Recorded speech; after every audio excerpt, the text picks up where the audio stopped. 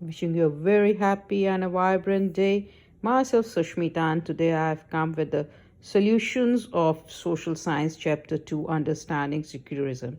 See, I haven't done anything great. I have taken the NCERT solutions from the Google and few of my formatives, and I have looked here and there and collected them together for you all. So let's start with understanding secularism. I hope so you might have seen my first YouTube so that you can understand the chapter well. So here we go with the first question, and I would always prefer the children to answer it themselves, because once they use their knowledge, then it is really good. The question is from the book of NCERT: list the different types of religious practices that you find in your neighborhood. This could be different form of prayers, worship of different gods, etc., etc. So the different type of religious practices which we see is Jagran, Kirtan, Namaz, and then there are Havans, etc. So these all you can mention, and many more which you feel where you are seeing around you.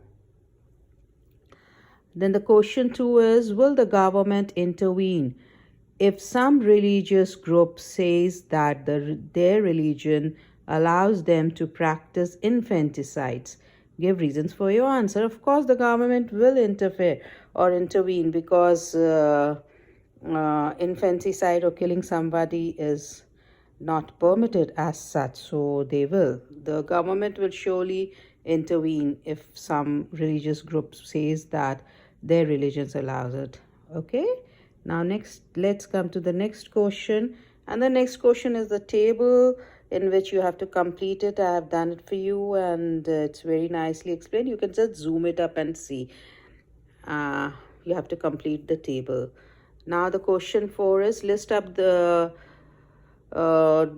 festivals of different religion which you see it in the calendar. It's very good if you can do it yourself, children, because such questions should be done by yourself. The way you do, मैंने किया मैंने जाना, अगर आप खुद करोगे तो जल्दी इसको समझोगे और इसको याद करने की भी ज़रूरत नहीं पड़ेगी. Now the next is, find out some examples of different views within the same religion.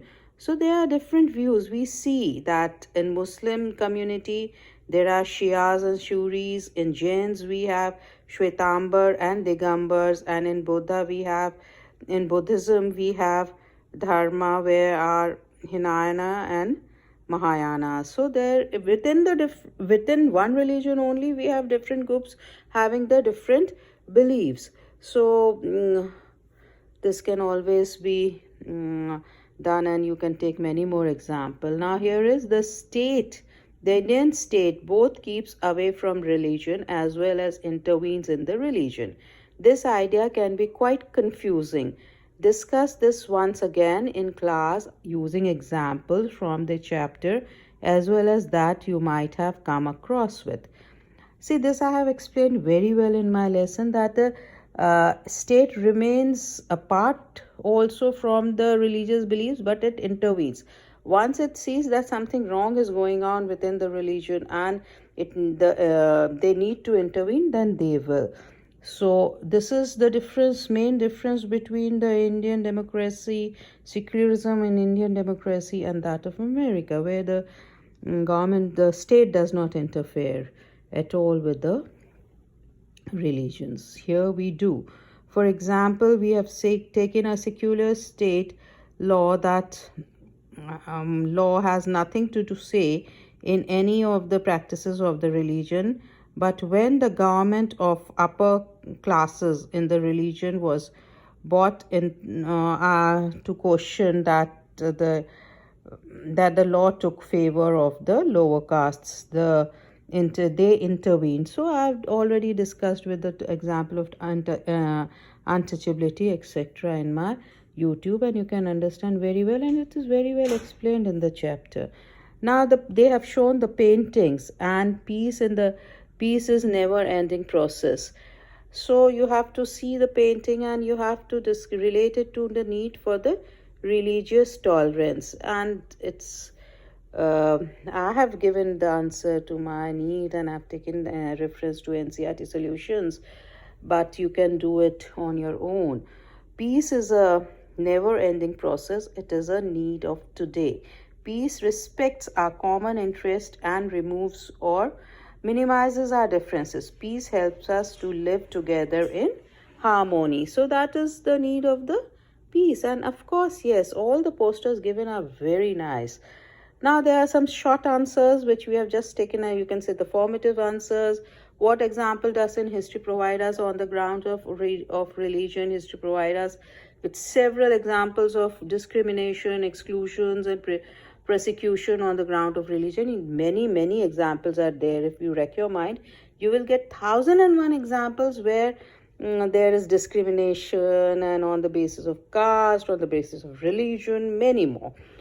What happens if in the Jewish state of Israel? The answer is already there. How are non-Muslims treated in Saudi Arabia? It is already there, and I've explained it to you in my YouTube. Now the question 5 is, what do you mean by the freedom of interpret? This is very important. Freedom of interpret means कि हम the individuals, they have the liberty to develop their own understanding of the religion and meaning of the religion. सब स्वतंत्र है अपने religion को समझने के लिए अपने अनुसार. Then the next question is, why cannot government schools celebrate religious festivals? Well, they cannot because it is against the laws that giving priority to one of the religion. Then we have, why is Pagri allowed? Why is Paramjit allowed to drive with Pagri? The answer is already there. How in India secularism differ from that of America? American secularism, there I have already stated it many times that and this is a very important question, that in American secularism the state cannot intervene, while as in Indian secularism the state can intervene if they are finding it against the laws. Then state is what is meant by principal distance? Now this means that any interference of religion by the state has to be based on the ideas laid down by the constitution. So as I said previously, all the laws needs to be passed by the constitution. Then these are very short type of answer. Why is it important to separate religion from the state? Explain with examples. So the 2 examples which I have already taken there in my YouTube, they are given here, and I have already explained this, so kindly refer to that. What are the 3 characters of secular state? Answer.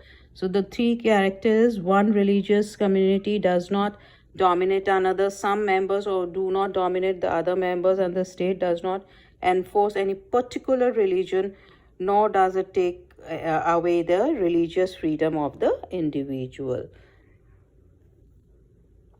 Then we have question 3. Explain with the example that in Indian secularism, the state can intervene in religion affairs. This I have done many times, so I'm sure you can read it and understand it. If you have any problem, please put it in the comment box. Then we have question 4th. What is secularism? Now everybody will be able to understand what is secularism, and it is given the Indian Constitution contains fundamental rights. These rights are very important because they protect us against state power as well as against the tyranny of the majority. The Indian Constitution allows individual the freedom of to live by their religious beliefs and practice as they interpret these. Thus, our Constitution gives religious freedom to all, and to maintain it, India adopted a strategy of separating the power of religion and the power of state. Secularism is in fact the separation of religion from the state, and that is very important. With this, I would like to thank you all. Thank you so much. And I'm sure you will go through these. And children, try to always do your question and answers in your very own language, because that is always easy. When you write it yourself, you understand it, put it in your language. With this, thank you. Bye.